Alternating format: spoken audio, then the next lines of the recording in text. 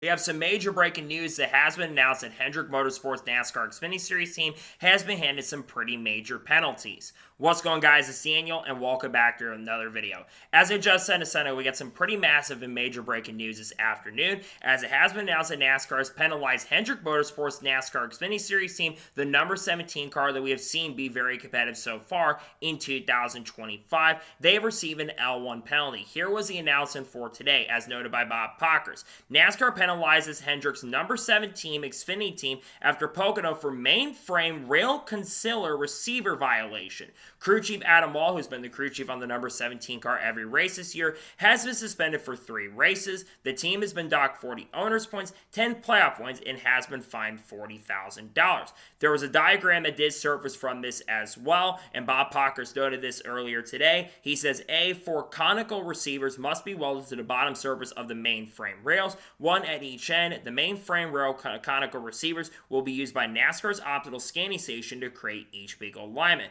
Mainframe concealer receivers must conform to the following drawing, and there was a drawing that surfaced from Bob Pockers earlier today that surfaced. Also continuing on K, mainframe rail conical receivers will not be permitted to be moved without having the chassis recertified prior to the event at which that chassis will compete. L. Modifications to mainframe rain conical receivers that were made to circumvent NASCAR inspection processes, measurement equipment, and or gauges will not be permitted. Because of this, the Xfinity Series penalty for an L1 is at least a little bit less than it is for like a NASCAR Cup car, for example. In Xfinity, you do have a little bit more leeway that you can go ahead and use, but this is a really big penalty because that number 17 car in the Xfinity Series has been really strong and really fast this season. Most of the time when that car is on the racetrack, unless Corey Day is behind the wheel, that car is always competing up for the win against guys like Justin Allgaier and Connor Zilisch, and we saw that car be really fast and really strong in the NASCAR Xfinity Series race, as they were one of the fastest cars in the event. We know Chase Elliott is historically really good at Pocono. He won a NASCAR Cup Series race in 2022, albeit is because of the fact that Kyle Busch and Denny Hamlin were both disqualified, and Chase, because he finished third across the line, because those two got disqualified, Chase Elliott was permitted to go to victory lane. Of course, he made that mistake, but imagine if that car did go to victory lane and they were able to find that stuff. They probably would have gotten disqualified if they were there, because if I'm not mistaken, I think only the top 3 are inspected, and they went through a proper inspection. If Connor Zilisch had been there, there's a chance that 17 car would have been the one getting disqualified, which would have been a major story considering how strong and how fast that number 17 car was in the Xfinity Series race at Pocono.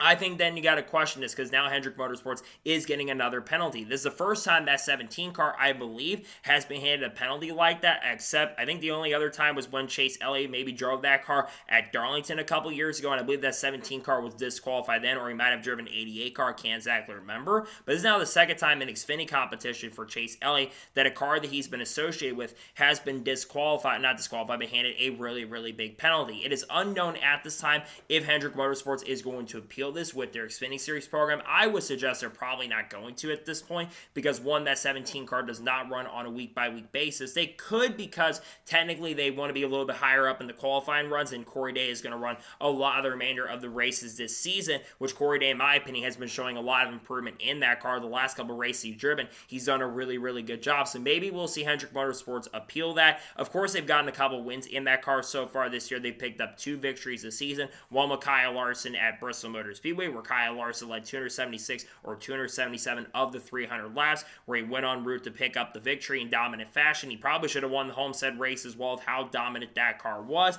And then, of course, William Byron recently at Charlotte, he was able to go out and win the Xfinity race, the first time he's won at Charlotte Motor Speedway in NASCAR's top 3 division, despite the fact that William Byron's really good in Cup competition, was also really good in the Xfinity Series race here back in 2017. This is still a really significant penalty because, again, this is a really fast and strong car. And if I'm not mistaken, I think Junior Motorsports has a lot of help in hand when it comes to preparing those cars. So then you got to question yourself, is Junior Motorsports doing something behind the scenes, trying to help that team gain a little bit of advantage so it can be a little bit closer? That's a big thing to watch out for. But the big news here also is Adam Wall has been suspended for 3 races as well.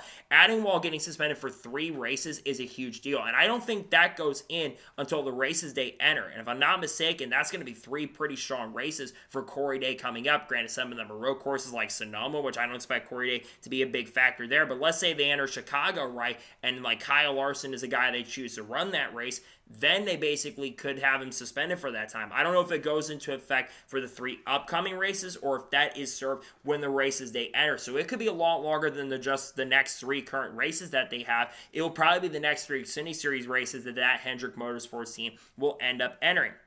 So the big question is, will they be very competitive, or is there going to be a lot of scrutiny under that car? Because number one, a lot of people don't like when the Cup guys get behind the wheel of those cars in the first place, especially when the Hendrick drivers get behind the wheel that are full-time in the NASCAR Cup Series. People weren't a big fan when Kyle Larson drove that car recently, weren't a big fan of William Byron driving at Charlotte, and same thing goes when Chase Elliott and Alex Bowman have driven that car this year. I mean, a lot of people were defending Alex Bowman, who got put in the outside wall by Eric Almirola, because a lot of people don't like it when Cup guys come down and race in the NASCAR Xfinity Series. They're not massive fans of that, but this is still a significant penalty, and this is another penalty for teams associated with the Cup Series and Xfinity Series. I mean, we think about all the disqualifications so far this year. You think about what happened with Sammy Smith at, I believe it was Charlotte, I'm pretty sure. You think about Jesse Love, who was originally the winner at Rockingham. He got disqualified, and Sammy Smith got the win. Justin Bonziner also got disqualified for Lund Nuts, and we've seen it seems like on a week-by-week basis, or every other week, it seems like that someone is getting some sort of penalty, and usually it takes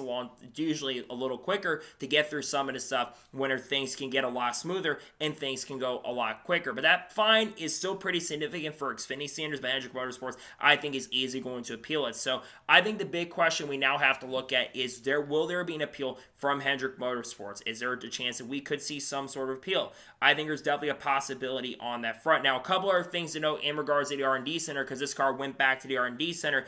Christian Atkins' car went to the R&D Center. He was good to go, and both Chase Elliott and Christopher Bell's cars in the NASCAR Cup Series, they also went to the R&D Center, and they were both also good to go. So no penalties coming on the Cup side for this front, but the fact that it was taking so long for the penalty report to come out told me that there was some sort of penalty that was going to be coming. There's another one from the R&D Center, too. You think about originally the Chase Briscoe penalty that came out. Chase Briscoe got a major penalty for modifications on the spoiler. Joe Gibbs Racing basically presented a lot of information and evidence. They went to an appeal panel, and they were able to win their appeal and get all their points back. And now with Chase Briscoe are winning a race as it is, it doesn't really matter. Inevitably, he's picked up that win at Pocono recently. But Chris Buescher got a penalty from the R&D Center. And I think you're going to see more of this as time goes on, because teams and drivers are trying to push their things to the edge and trying to find as much advantage as possible so they can be very fast and very competitive. Nonetheless, this is a really big deal. The Hendrick's Xfinity program has been handed a pretty big penalty. I think that car is going to be under a lot of scrutiny, and I think that car is going to be under a lot of fire going forward into the future. We're going to probably see a lot more disqualifications. We're going to probably see a lot more penalties coming from the R&D Center. I think a lot of big things will be happening from that here very soon. We'll be paying attention to these stories as time progresses and goes on. So, that is going to be today's special breaking news report on Hendrick Motorsports NASCAR Xfinity Series program being handed a pretty big penalty. I want to thank you guys for watching. Please subscribe to the channel, notifications on, so if I win a video, it does go live on my channel. Follow me on Facebook and Instagram, and support me on Patreon as well. Let's go below that and comment your thoughts below on today's episode. What are your thoughts about the NASCAR Xfinity Series Hendrick Motorsports team getting handed a really big penalty? Let me know your thoughts in the comments below. Tomorrow on the channel, we're going to have Xfinity Series race picks for the race at upcoming race at Atlanta. We'll also have Cup race picks for Atlanta as well coming out in the morning for the Quaker State 400. And we should also have the paint scheme video dropping as well. Then on Friday, we're going to have a NASCAR news video discussing news over the course of the last couple of days. Talk about some rumors around Ram, with Nice confirming they're not going to run with the Ram. Same with like Cletus O'Farrell, Frankie Muniz, all the good stuff there too. We're also going to talk about the Red Bull sponsorship with Connor Zilic and Shaman Gisbergen running at the Chicago Street Course. We got a lot of content dropping this week. We got racing coming up this weekend at Atlanta and also Lion Rock Park as well. We've already did race fix for the truck race at Lion Rock. I suggest going to check that out. We got a lot of content coming out. People, Haley Dean Carls, Kurt Busch, Frankie Muniz, Kyle Larson, Chase Elliott, Alex Bowman, William Byron, among other things on the channel like Cletus McFarland, Ram, other things like Bubba Wallace, the lawsuit. We had some big updates on that earlier today with Tyler Reddick and Bubba Wallace, Riley Herbst, all the good stuff, Sam Mayer, Sheldon Creed, other things we'll be talking about on the channel in the coming days and weeks. So anyways, like I said, I want to thank you guys for watching today's episode, and I'll see you guys next time for more great, awesome NASCAR content, other motorsports content on the channel like this. Take care, everybody.